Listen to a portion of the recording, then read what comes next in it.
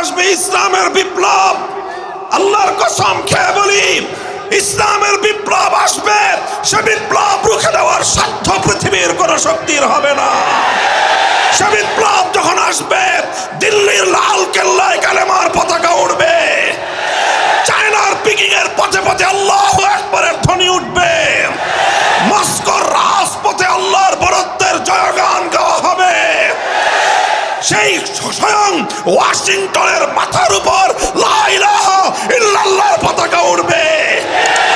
ইসরায়েলের পতন ঘটবে, মুজাহিদিনদের হাতে কালেমার ঝান্ডা উঠবে, কালিমার ঝান্ডা উঠবে ইনশাআল্লাহ।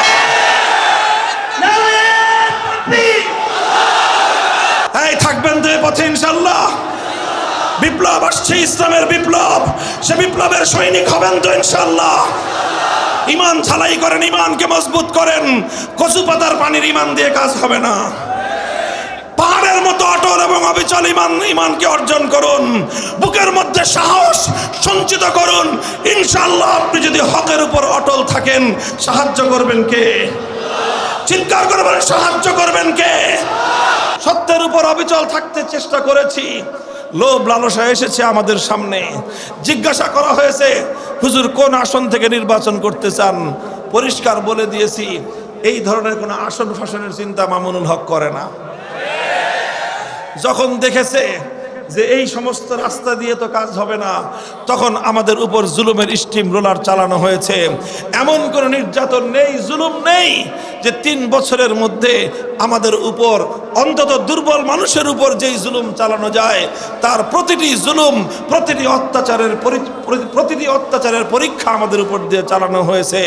আমাদের বিশ্বাস ছিল, আমাদের ঈমান ছিল, আমাদের ইয়াকিন ছিল, যদি আরেকটু সময় যদি আমরা ধৈর্য ধারণ করতে পারি, আমরা আখেরি যুগের মুসলমান। আল্লাহ আমাদের পরীক্ষা সহজ করবেন, আল্লাহর সাহায্য অতি নিকটে আসবে। আমরা অটল এবং অবিচল থাকার চেষ্টা করেছি। জালিমের সামনে মাথা নত করি নাই, জালিমের প্রস্তাব গ্রহণ করি নাই, জালিমের কথায় তার ভাস্কর্য এবং মূর্তি সংস্কৃতিকে বৈধতা দিতে আমরা সম্মত হই নাই। জালিম ক্ষিপ্ত হয়েছে, আল্লাহ রাজি হয়েছেন। জালিম নারাজ হয়েছে, আমার রব রাজি হয়েছেন। জালিম নাখোশ হয়েছে, আমার রব খুশি হয়েছেন। জালিম জুলুম করেছে, আমার আল্লাহ সাহায্য করেছেন।